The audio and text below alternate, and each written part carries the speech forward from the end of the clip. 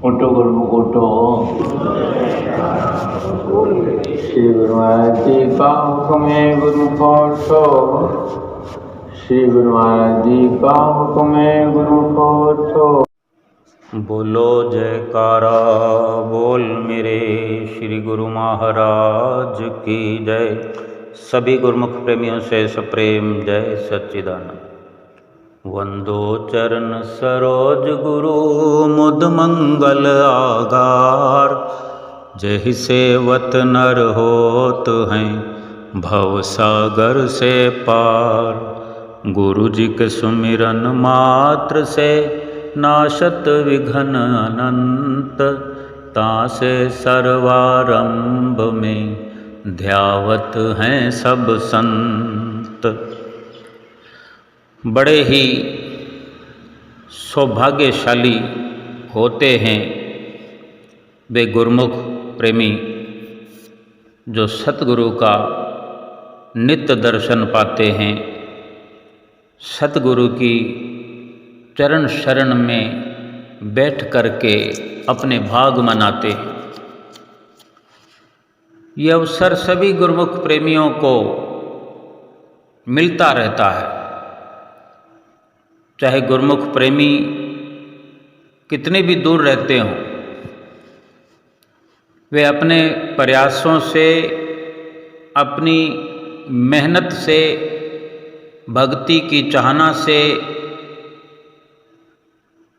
इस अवसर को समय समय पर प्राप्त करते रहते हैं। श्री प्रयाग धाम में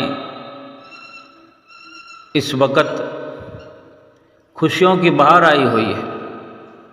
12 तारीख से जब से श्री गुरु महाराज जी ने कृपा फरमाई है, चहुं ओर खुशियों की हरियाली छाई है। बाहर धरती पर भी हरियाली छा गई है। खुशहाली देखने में आती है कि ये जो मौसम है बड़ा ही सुहाना हो गया है। जिस वक़्त 12 तारीख को जिस वक़्त श्री गुरु महाराज जी ने कृपा फरमाई, साथ के साथ इंद्रदेव ने खूब बारिश श्री प्रयाग धाम की धरती पर बरसाई कि जो मौसम सुहाना हो गया। और श्री गुरु महाराज जी ने सुंदर सुंदर दर्शन देकर हर एक गुरुमुख प्रेमी के दिल में जो रहमतों की वर्षा की जो रहमत बरसाई, गुरुमुख प्रेमियों के दिल हरे भरे हो गए। उनका जीवन खुशहाल हो गया। ऐसा लगा कि अभी अभी नवजीवन प्राप्त हुआ है। जैसे मुरझाई कली खिल जाती है, ऐसे ही गुरुमुख प्रेमियों के दिलों की कलियां खिल उठी अपने इष्ट देव प्रीतम सतगुरु प्यारे के दर्शन पाकर। तभी से भीतर भी दिलों में हरियाली बढ़ रही है और बाहर भी धराधाम पर मौसम की खुशहाली बढ़ती हुई कि फिर कल रात को झमाझम बारिश हुई श्री प्रयाग धाम में। मौसम ठंडा ठार हो गया और गुरुमुख प्रेमियों का दिल भी इसी तरह ठंडा ठार हो जाता है जैसे बरसात के आने से मौसम खुशगवार हो जाता है। सतगुरु के दर्शन पाकर भी हर गुरुमुख का प्रेमी दिल बांग बांग हो जाता है। ऐसा ही कुछ नज़ारा श्री प्रयाग धाम में देखने को मिल रहा है। सभी गुरुमुख प्रेमी खुशियों में झूम रहे हैं। बहुत कम संगत यहाँ श्री गुरु महाराज जी के दर्शनों का लाभ उठाती हुई कम से भी कम, और श्री दर्शन हाल में हमेशा की तरह दर्शन जब खुलते हैं तो थोड़ी संख्या में गुरुमुख प्रेमी छोटे श्री दर्शन हाल में, पावन सत्संग हाल में बैठ कर के दर्शनों का लाभ प्राप्त करते हैं। श्री दर्शनों के नज़ारों को अपने हृदय में बसाते हैं। अलौकिक ये नज़ारे ये एहसास कराते हैं कि बैकुंठ भी अगर मिल जाए तो ये निश्चित बात है कि वहाँ ऐसा आनंद प्रतीत नहीं हो सकता जो कि श्री दर्शन हाल में बैठकर सतगुरु के हाजिर हजूर दर्शन करते हुए रोम रोम पुलकित होता है। खुशियों में भरपूर ये मनवा भीतर ही भीतर एकाग्र चित्त हुआ नाचता है। ये मनवा जो है भटकता हुआ, जिसको भटकने की आदत है, सतगुरु के दर्शन करने मात्र से ये भटकना छोड़ करके भीतर ही भीतर ऐसी उछल कूद करता है। ये मन मयूर ऐसा नाचता है कि रोम रोम को पुलकित कर देता है, रोम रोम खुशियों से भर जाता है। और सत्संग सुनने का अपना आनंद, भजन सुनने का आनंद, प्रसाद जब श्री हुजूरी में बैठ करके हमें हमारे हाथों में, हमारी झोली में मिलता है तो उसका आनंद, जो प्रसाद श्री गुरु महाराज जी लीला करते हुए लुटाते हैं, उन घड़ियों की क्या हम अपनी जिह्वा से वर्णन कर सकेंगे। एक एक वो रमणीय नज़ारा जिसमें मन रम जाता है, मन को हटाए भी वो नहीं हटता। ये वही मन है जो सारा संसार एकाग्र करने में लगा हुआ है, लेकिन ये एकाग्र ही नहीं होता। और ये श्री दर्शन हाल में बैठने का ऐसा शुभ अवसर, ऐसी शुभ घड़ियाँ गुरुमुख प्रेमियों को प्राप्त हो रही हैं कि ये मनवा श्री दर्शनों से हटने का नाम नहीं लेता, क्योंकि ऐसा नशा इस मन को चढ़ा दिया है सतगुरु प्यारे ने।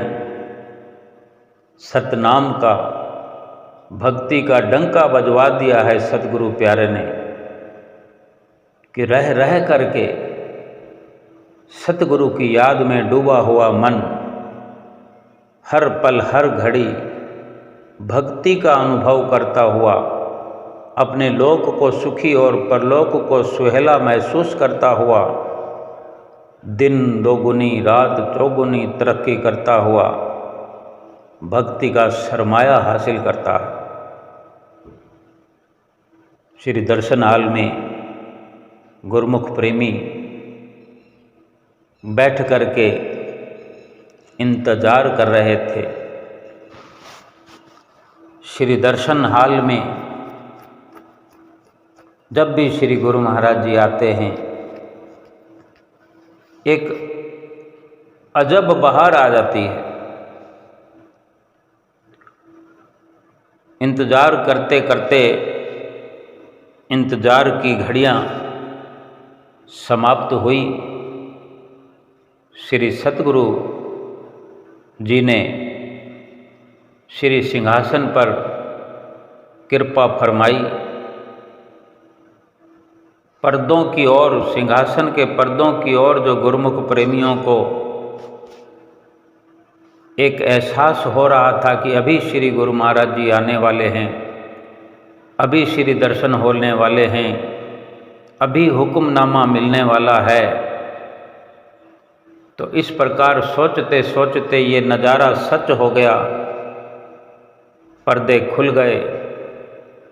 सभी गुरुमुख प्रेमियों ने साष्टांग दंडवत प्रणाम किया और हुक्मनामा मिल गया। हुक्मनामा प्राप्त करके गुरुमुख प्रेमी उठ खड़े हुए, नवजीवन प्राप्त हुआ ऐसा लग रहा था।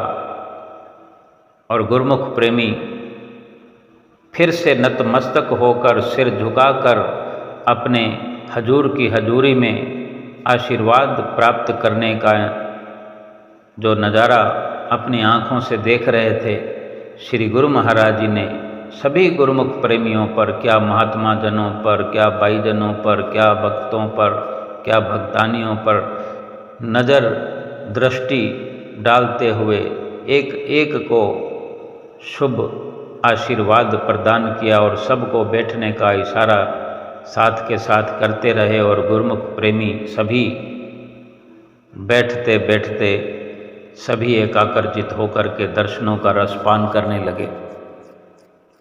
महात्मा जन हमेशा की तरह अपनी लाइनों में माथा टेकते हुए श्री गुरु महाराज जी के नज़दीक पहुँच करके माथा टेक करके आशीर्वाद लेकर के अपने स्थान पर बैठने का सौभाग्य प्राप्त करते हुए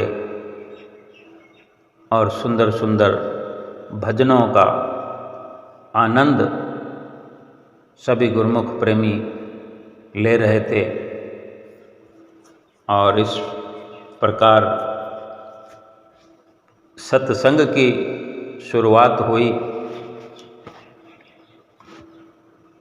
महात्मा जी ने सत्संग में महापुरुषों की महिमा के गीत गाते हुए जब से श्री गुरु महाराज जी श्री आनंदपुर से प्रस्थान करते हुए श्री प्रयाग धाम में पधारे हैं, फिर से ये महिमा गा करके सुनाई। महात्मा जी ने फरमाया कि अभी थोड़े दिनों पहले ही श्री गुरु महाराज जी ने अपने तन पर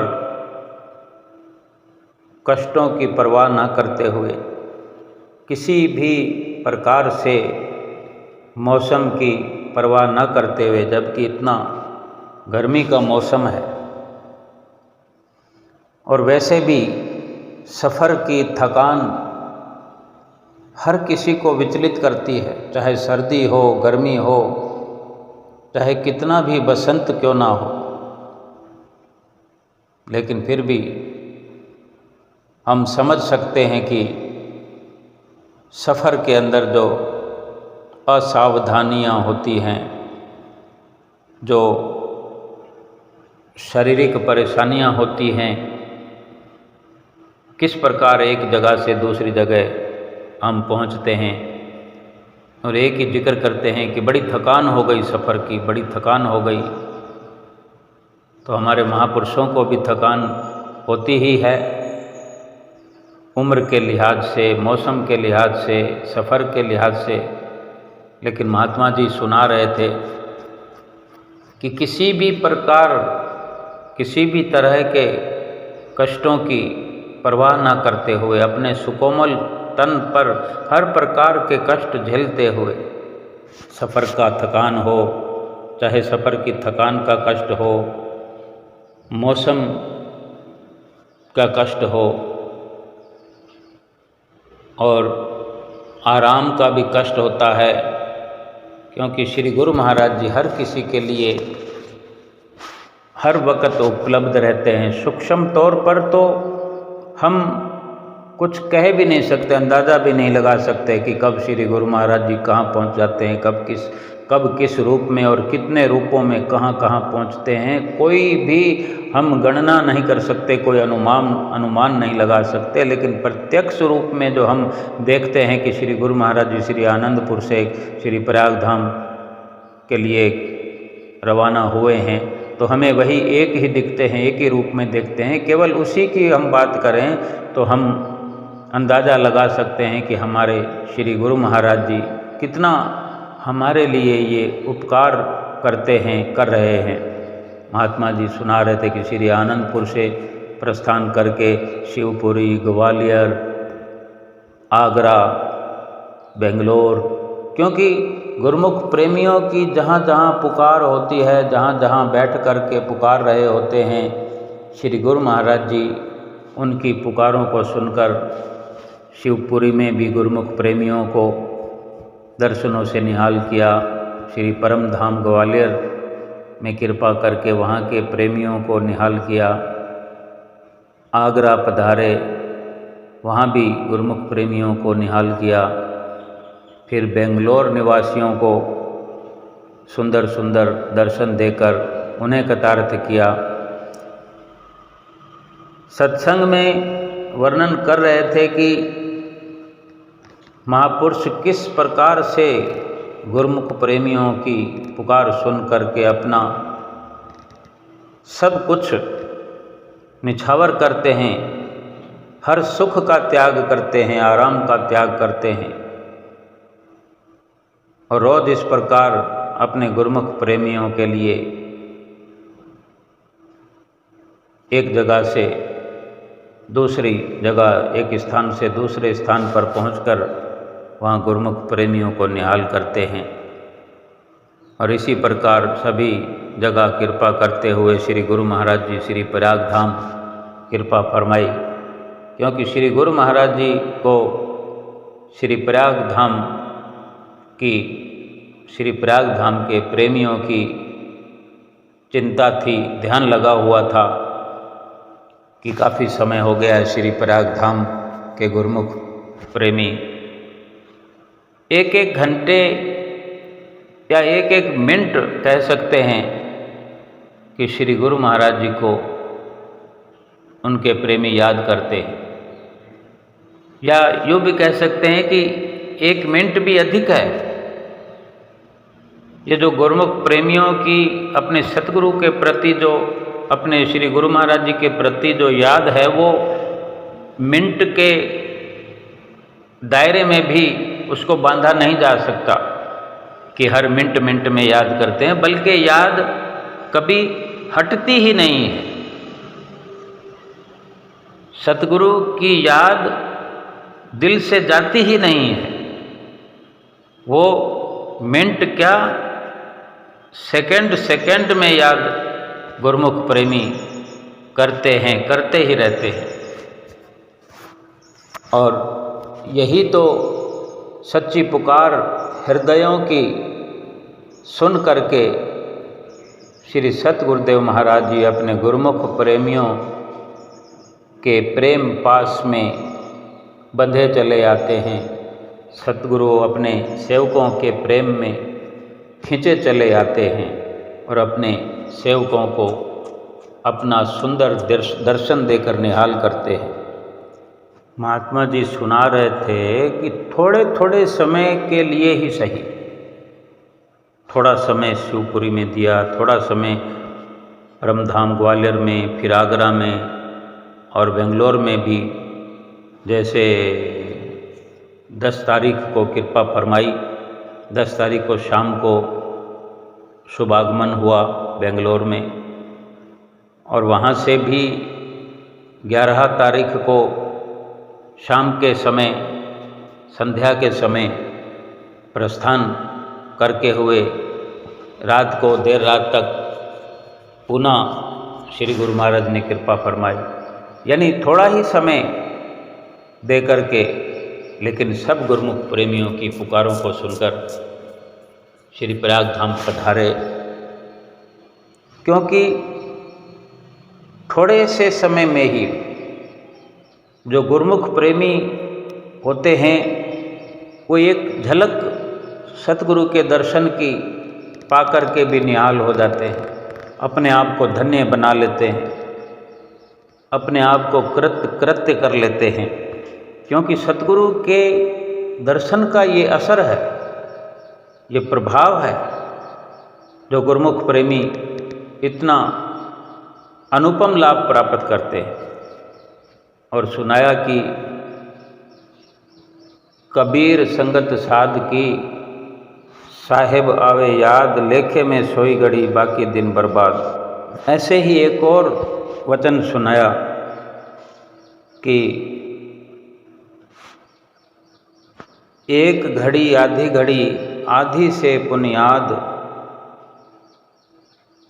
तुलसी संगत साध की, कटे कोट अपराध। संत तुलसीदास जी के वचन सुनाए कि संतों की संगत का प्रभाव कैसा है। एक घड़ी, आधी से फिर आधी, यानी चौथाई घड़ी में भी ऐसा प्रभाव संतों की संगत का सेवकों पर होता है कि कटे कोट अपराध, यानी करोड़ों जन्मों के पाप इस प्रकार आधी घड़ी में, आधी से भी आधी घड़ी में कट करके नाश हो जाते हैं, करोड़ों पापों का नाश हो जाता है। ये सत्संग का, सतगुरु की संगत का, सतगुरु के वचनों का, उनके श्री दर्शनों का ऐसा अनुपम लाभ है जो गुरुमुख प्रेमी ही लाभ उठाते हैं, इस लाभ को समझते हैं।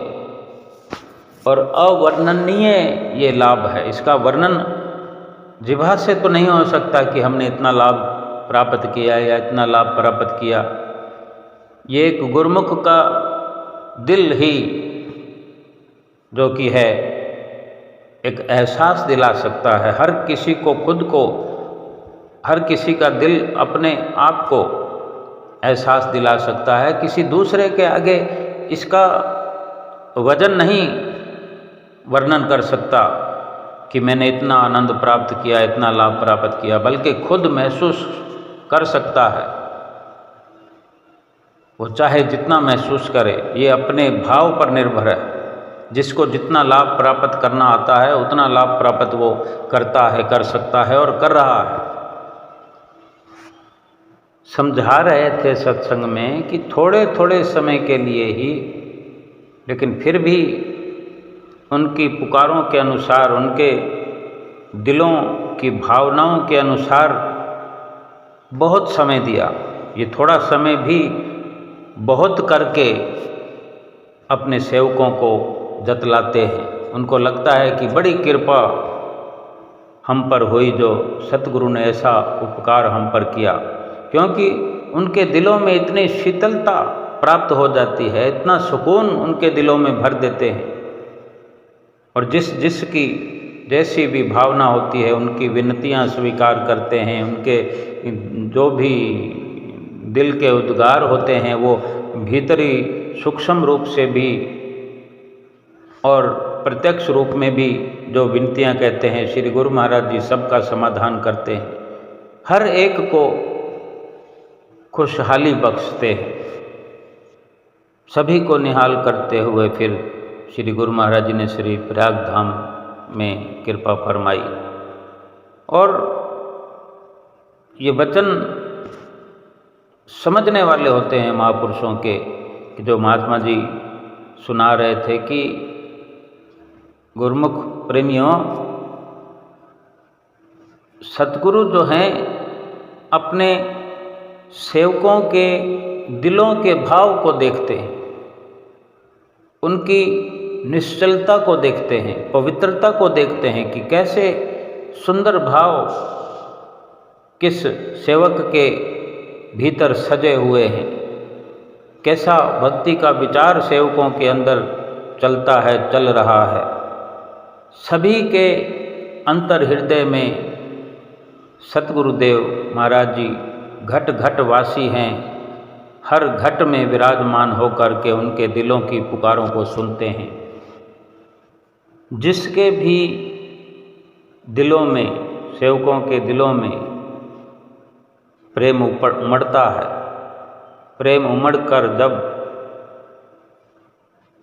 अपने उफान पे आ जाता है, प्रेम की पराकाष्ठा पर जब पूरी होती है, तब श्री गुरु महाराज जी शीघ्र, अति शीघ्र अपने प्रेमियों की इस भावनाओं को, इन भावनाओं को और उन्हें उनके दिलों की वेदना को जान करके जल्दी से जल्दी आ करके उनको दर्शन देते हैं, दर्शनों से निहाल करते हैं, कृतार्थ करते हैं। ये सच्चे प्रेम का संबंध है, सेवक और स्वामी का जो सच्चा प्रेम है, जो सच्चा नाता है। कई गुरुमुख प्रेमी कहते हैं कि ये कैसे प्रेम उमड़ता है, कैसे प्रेम को देखकर, प्रेमी के प्रेम को देखकर प्रीतम दौड़े चले आते हैं, दर्शनों से निहाल करते हैं। कई आम गुरुमुख प्रेमी ये कहते हैं। तो महात्मा जी यही इशारा कर रहे थे कि ये प्रेम अपने भीतर के विचारों का ही संगम है, समागम है। अपनी सोच कहें, विचार कहें, ये विचारों का ही ताना बाना है। आम संसारी लोग जिनके अंदर में ऐसा विचारों का समागम होता है, ऐसे विचारों का ताना बाना वो अपने अंदर बुनते रहते हैं। संसार के ख्याल, संसार की बातें, संसार के काम धंधे, संसार की प्रसन्नता, संसार का लाभ, संसार का नफ़ा नुकसान, संसारिक रिश्ते, संसारिक पद, इन्हीं के बारे में ही उनके अंदर विचारों का कौतूहल होता रहता है। विचारों की जो उफान है, विचारों का जो संगम बना रहता है, ऐसे विचारों का जमावड़ा उन आम संसारी लोगों के दिलों में हर वक्त रहता है। ऐसे ही गुरुमुख प्रेमियों और सेवकों के भीतर ये विचारों का एक समागम चलता है, संगम होता है, विचारों का ताना बुना होता है कि वे अपने सतगुरु के प्रति सोचते हैं, सतगुरु के प्रति विचार करते हैं, सतगुरु के दर्शनों का उनको हर वक्त एहसास होता है। और यही विचार जब तेजी पकड़ते हैं, उफान पर आते हैं, यही प्रेम है कि उन्हें अपने इष्ट देव सतगुरु के प्रति कुछ नज़र ही नहीं आता, या ये भी कहें कि उन्हें कुछ समझ ही नहीं आता। बस केवल अपने सतगुरु का ही ख्याल बना रहता है, सतगुरु ही उन्हें नज़र आते हैं ख्यालों में। सतगुरु की ही वो हर वक्त बात करता है, दर्शन की बात करता है, सत्संग की बात करता है, श्री दर्शन हल की बात करता है।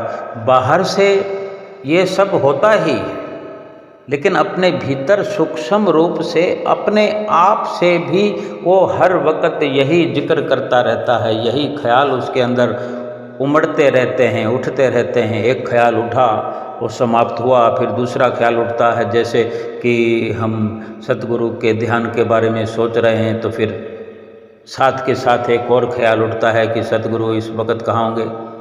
फिर वो समय का अनुभव करते हैं, चाहे कितनी दूर बैठे हों गुरुमुख प्रेमी, तो वो यही सोचते हैं अपने भीतर कि इस वक्त श्री गुरु महाराज जी का क्या प्रोग्राम होगा।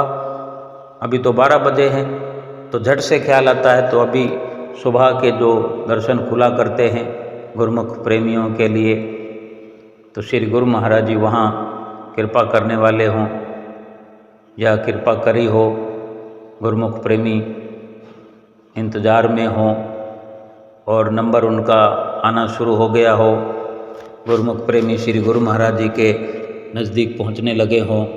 कोई गुरुमुख प्रेमी श्री गुरु महाराज जी को पीताम्बर भेंटा करने लगे हों, किसी ने गुलदस्ता श्री गुरु महाराज जी को भेंट किया हो, वहाँ उपस्थित खड़े हुए महात्मा जन वो पीताम्बर लेकर के श्री गुरु महाराज जी को पीताम्बर धारण करा रहे हैं।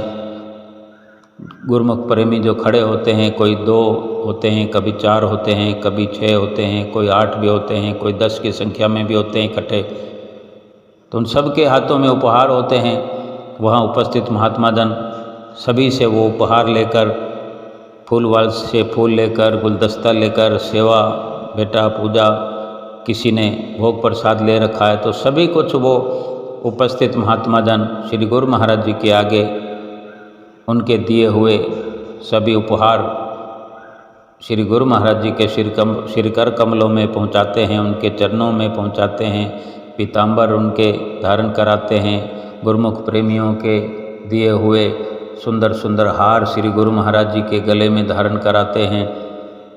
जो विनती करते हैं गुरुमुख प्रेमी, वो विनती श्री गुरु महाराज जी को सुनाते हैं। ये सुबह का समय हो, दोपहर का या संध्या शाम के समय का श्री दर्शन हाल का हो, सभी जगह यही सब कार्य होता है। और गुरुमुख प्रेमी ये ख्याल अपने भीतर संजोए हुए श्री गुरु महाराज जी से, उनकी यादों से जुड़ करके ये अनुभव कर रहे होते हैं। यही प्रेम है कि वो किसी न किसी सूरत में, किसी न किसी ख्याल में इस प्रकार जुड़े होते हैं कि इस वक्त क्या प्रोग्राम होगा। श्री गुरु महाराज जी को जब गुरुमुख प्रेमी कुछ अपनी बात कहना चाहते हैं, कोई विनती करते हैं, गुरु महाराज जी जवाब देते हैं, ये सब गुरुमुख प्रेमियों के दिलों में अंकित हो जाता है। वो अवसर, वो समय हृदय के अंदर जमा होता है।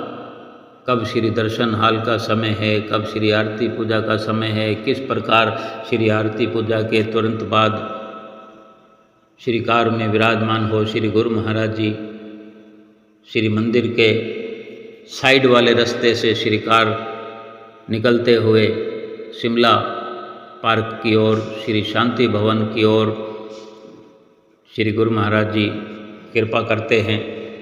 ये सब गुरुमुख प्रेमी सोचते हैं। उनके लिए सोचने के लिए, विचारने के लिए बहुत कुछ है। इतना है कि समय कम पड़ जाए, 24 घंटे कम पड़ जाए, लेकिन श्री गुरु महाराज जी के यादों के जो सिलसिले हैं वो कभी समाप्त नहीं हो सकते। और यही सच्चा प्रेम है। और इसी प्रेम के पास में बंधे हुए, इसी प्रेम से खींचे चले आते हैं श्री गुरु महाराज जी अपने प्रेमियों के पास।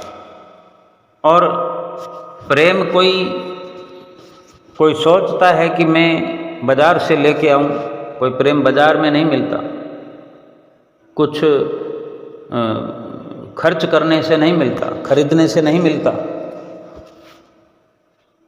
और सत्संग में फरमाया कि प्रेम न बाड़ी उपजे, प्रेम न हाट बिकाए, राजा प्रजा जो रुचे, शीश दे ले जाए।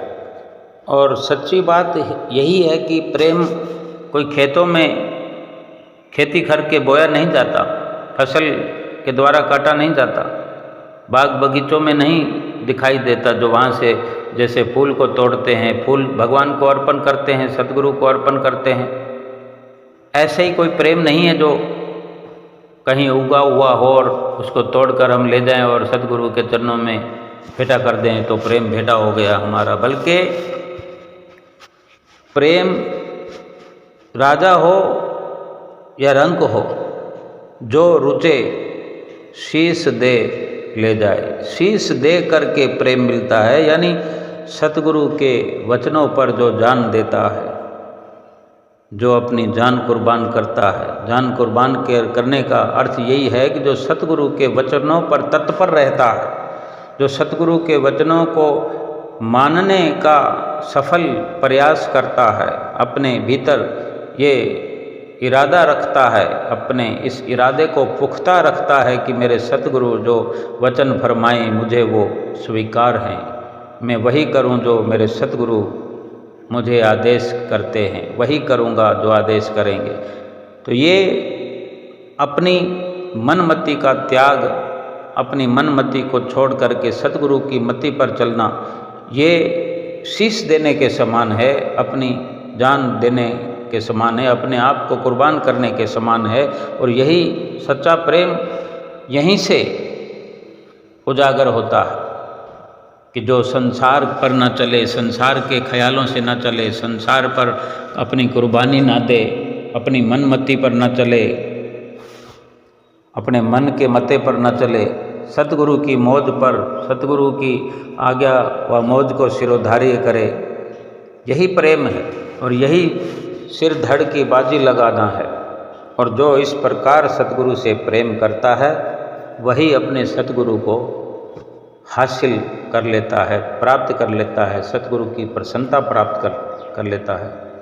और ऐसे ही एक दृष्टांत सुनाया कि एक बार श्री पंचम पातशाही गुरु महाराज जी के समय का वृत्तांत सुनाया कि श्री 108 श्री पंचम पातशाही गुरु महाराज जी के समय का काफ़ी पुराना ये वृत्तांत है कि श्री सतगुरुदेव महाराज जी ने कि विदेश से श्री गुरु महाराज जी ने, पंचम पातशाही जी ने अपने देश में मुंबई के अमरधाम आश्रम में कृपा फरमाई और वहाँ के सभी गुरुमुख प्रेमियों को दर्शन देकर, श्री दर्शन देकर उन्हें निहाल करके, कृतार्थ करके वहाँ से जब श्री प्रयाग धाम के लिए कृपा करने लगे, श्री प्रयाग धाम की ओर कृपा करने लगे, कोई निश्चित समय नहीं तय हुआ था कि कितने बजे जाएं, पहले से कुछ निश्चित नहीं था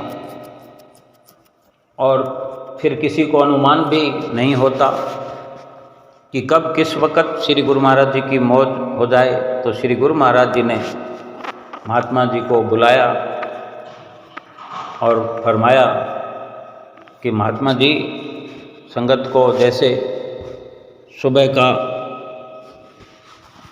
मत्था टेकने का अवसर मिल रहा था, वहाँ का जो उस वक़्त समय था, तो फरमाया कि यहाँ से सबको टाइम दे करके श्री प्रयाग धाम के लिए चलने के लिए यहाँ से रवाना होना है, सबको टाइम दे करके, और जो दोपहर का खाना है वो साथ में रख लो, फिर जहाँ भी रास्ते में जैसे भी होगा वो देख लेंगे। यहाँ से अभी फारग होते ही यहाँ से रवाना होकर के चलना है, क्योंकि ये वृत्तांत इसी ख्याल से ही महात्मा जी सुना रहे थे और कह भी रहे थे महात्मा जी कि पहले भी जैसे जिक्र किया है कि किस वक़्त कहाँ किस जीव की क्या पुकार होती है और कितनी ऊंचे दर्जे की पुकार होती है, कितने ऊंचे दर्जे का प्रेम होता है। और सतगुरु जो है अपने ऐसे प्रेमी के सेवक की पुकार को सुनकर के किस प्रकार जैसे तैसे वहाँ से चल करके उस प्रेमी के पास, उन प्रेमियों के पास उनकी पुकार को सुनकर उनको दर्शन देने के लिए पहुँच जाते हैं। और इसी प्रकार वहाँ उस वक़्त संगत को टाइम दे करके जल्दी ही श्री प्रयाग धाम के लिए प्रस्थान करने के लिए श्री कार में विराजमान हो गए। अभी श्री आनंदपुर से जब श्री गुरु महाराज जी ने प्रस्थान किया तो सुबह श्री आरती के वक्त ही सबको खिचड़ी खिला दी, वहाँ से चल पड़े। और कई बार ऐसा होता है, तो ये भी ऐसा ही कुछ अवसर है जो महात्मा जी वर्णन कर रहे थे।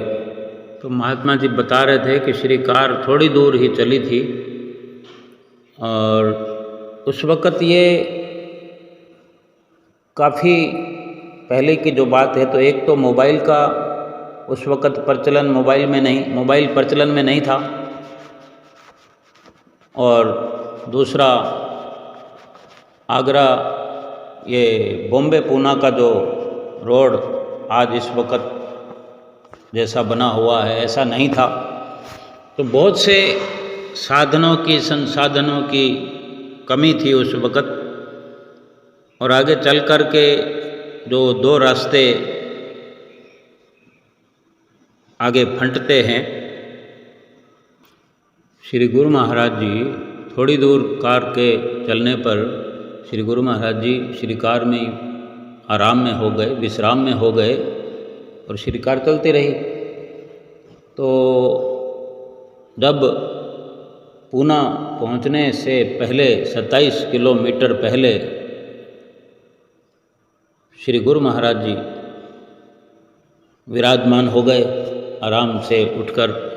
तो वहाँ दो रास्ते जो हैं कि एक देव रोड की ओर जाता और एक दूसरी ओर, तब श्री गुरु महाराज जी जो विराजमान होकर महात्मा जी से वचन फरमाने लगे कि महात्मा जी कि हम पूना जाने के लिए कौन से रास्ते से जा रहे हैं, क्योंकि वहाँ जो 2 रास्ते से, दोनों ही रास्ते पूना पहुँचाने वाले थे। तो महात्मा जी ने श्री गुरु महाराज जी से कहा कि जो श्री गुरु महाराज जी की मौज हो उसी रास्ते से चलेंगे। तो श्री गुरु महाराज जी ने वचन फरमाए कि एक भक्त्यानी के घर चलना है। तो महात्मा जी कहने लगे कि मैंने पूछा श्री गुरु महाराज जी से कि उस भक्त्यानी का घर कहाँ है, श्रीकार तो चल रही है। तो श्री गुरु महाराज जी ने जो कहा कि भक्त्यानी है शीला देवी, महात्मा जी बता रहे हैं कि शीला देवी उसका नाम था, और उस वक़्त कोई फ़ोन नहीं थे कि संदेशा उसे दिया जाए। आज तो कहीं भी अगर प्रोग्राम चेंज करना हो तो श्रीकार में बैठे ही संदेशा भेज दिया जाता है कि इतने बजे पहुंच रहे हैं या इतने बजे वहाँ आएंगे, इतने बजे वहाँ आएंगे। और उनको पहले से भी कोई संदेशा नहीं था जिनके घर श्री गुरु महाराज जी कृपा कर रहे हैं, देखो भगवान की मौज। तो महात्मा जी कह रहे हैं कि यूं ही इसी प्रकार एक STD PCO था वहाँ रोड पर। तो वहाँ STD PCO से फ़ोन किया हम लोगों ने, और उस भक्त्यानी ने फ़ोन उठाया। अब जैसे ही पहले श्री गुरु महाराज जी ने कहा कि भक्त्यानी के घर, जो मिथिलानी करके श्री गुरु महाराज ने बताया कि मिथिलानी के घर जाना है। तो गुरु महाराज जी ने पूछा कि उसका घर कहाँ पे। तो महात्मा जी ने उसका नाम सुनकर कि उसका नाम तो उस रास्ते पर जो 2 रास्ते वहाँ से फटते हैं ओंध की तरफ, तो महात्मा जी कहते हैं कि उसका घर तो ओंध की तरफ है। तो श्री गुरु महाराज ने कहा कि उस तरफ चलो। फिर वहाँ STD PCO से जो फ़ोन किया और फ़ोन उस भक्त्यानी ने उठाया। जहाँ PCO से संदेशा दिया है और भक्त्यानी ने फ़ोन उठाया है, उसके बीच में कोई अधिक रास्ता नहीं था, 5 मिनट का ही रास्ता था। और संदेशा देकर श्रीकार में महात्मा जी बैठ कर के श्रीकार रवाना की। और वहाँ जो भक्त्यानी ने, जिस भक्त्यानी ने उठाया शीला देवी ने, वो तो संदेशा सुनकर खुशी से नाचने लग गई। और 5-4 मिनट का तो कोई रास्ता, 5-4 मिनट होते कितनी देर लगती है। और इतने में श्रीकार का हॉर्न वहाँ बज गया। घर पहुँचते ही घर के आसपास जो हॉर्न बजा और कार उनके द्वार पर, उनके घर के आगे जाकर रुकी। और श्री गुरु महाराज जी श्री कार से उतरकर उस भक्त्यानी के उस घर में प्रवेश कर रहे थे।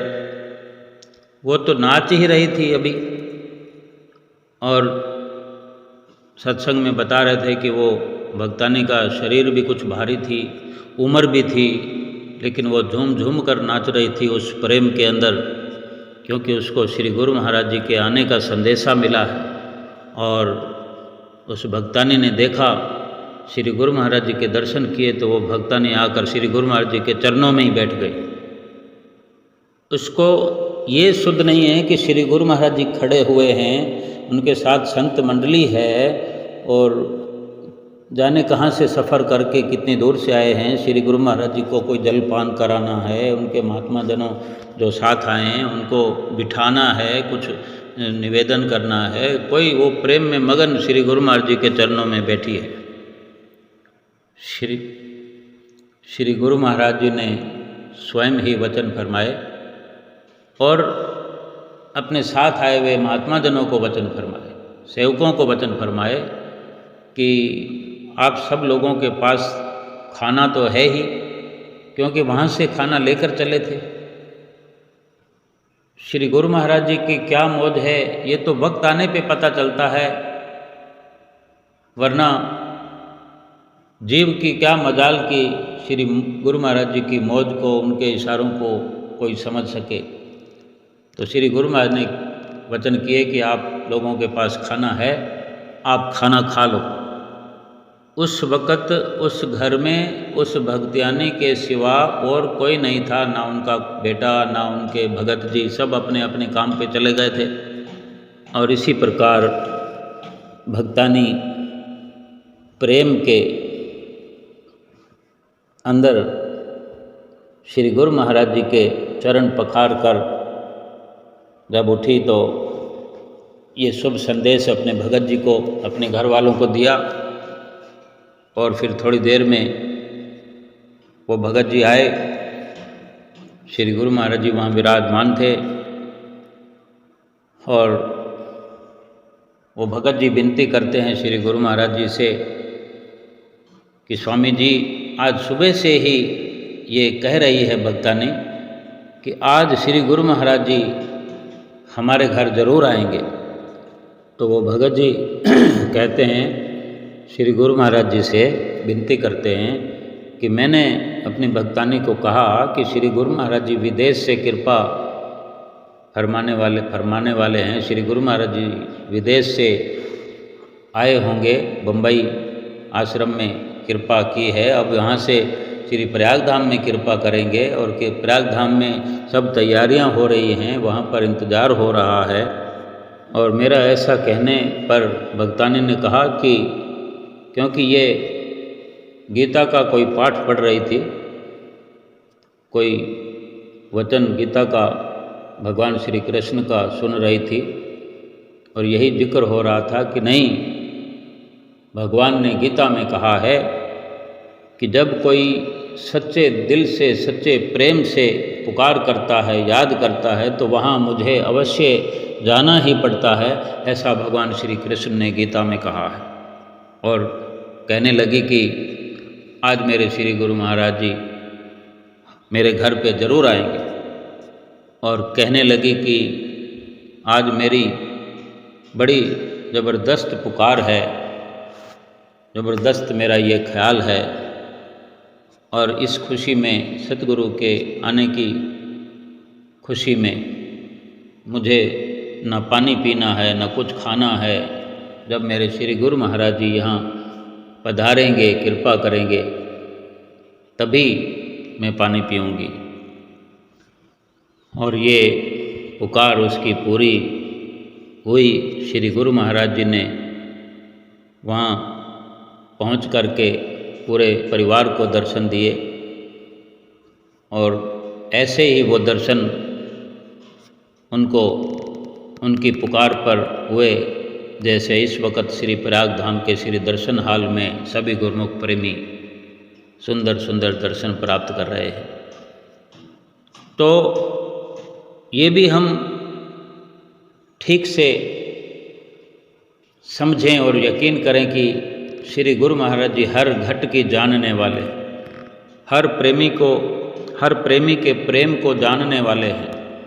कि श्री गुरु महाराज जी ने वहीं पर ही महात्मा जी को फरमा दिया कि जल्दी चलना है यहाँ से, क्योंकि वहाँ का जो काम था वो हो गया था, भक्तों को दर्शन हो गए, भेटा पूजा जिसको करनी होती है, जिसको टाइम देना होता है, सब ने माथा टेक लिया। यही सब काम होता है गुरुमुख प्रेमियों का कि सबको ये अवसर मिल गया। अब उसके पश्चात जहाँ श्री गुरु महाराज जी ने पहुँचना होता है, थोड़े बहुत समय को आगे पीछे करके वहाँ पहुँचते ही हैं जहाँ कोई गुरुमुख प्रेमी सच्चे दिल से पुकार कर रहा होता है। और श्री गुरु महाराज जी ने जल्दी चलने का संकेत भी दिया और खाना साथ रखने का भी श्री गुरु महाराज जी ने पहले से ही संदेश दे दिया कि जहाँ भी समय होगा या जैसा भी होगा देखा जाएगा। तो ये कौन जानता था कि उसी के घर पर चलकर अपने ही साथ ले जाया हुआ खाना खाएंगे। खाना बना बनाया साथ में था, वहाँ पर खा लिया, सब परिवार इकट्ठा हो गया, सबको दर्शनों से निहाल कर दिया, कृतार्थ कर दिया कि किस प्रकार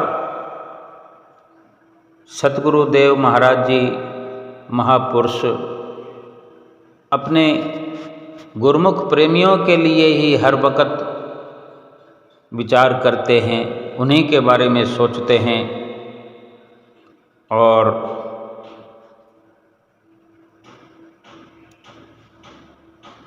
हर वक्त यही ख्याल लगा रहता है कि गुरुमुख प्रेमी किस प्रकार अपने आप को कृतार्थ करें, निहाल करें, भक्ति धन से माला माल हो जाएं और अपना लोक परलोक संवार लें। तो हमारा भी ये परम कर्तव्य बनता है कि हम अपने श्री गुरु महाराज जी के वचनों पर अमल करते हुए, 5 नियमों की पालना करते हुए, 2 घंटे भजन अभ्यास करते हुए अपने आत्मा का कल्याण करें, अपने जीवन का सदुपयोग करें, जीवन का सच्चा लाभ प्राप्त करें और जो सतगुरु की प्रसन्नता है, सतगुरु के चरणों में जो सच्चा प्रेम है, वो सच्चा प्रेम हर वक्त हम उजागर करते हुए अपने प्रेम की पराकाष्ठा तक ऊंचा पहुंचाएं और सतगुरुदेव महाराज जी का सुंदर सुंदर दर्शन करते रहें, उनके वचन सुनते रहें, उनके वचनों पर चलते रहें और भीतर ही भीतर हमारी सुरती सतगुरु के चरणों में लगी रहे और सतगुरु हमें हर वक्त निहाल करते रहें और माला माल करते रहें। हमारा ये लोक भी सुखी हो और लोक भी सुहेला हो जाए। बोलो जयकारा बोल मेरे श्री गुरु महाराज की जय।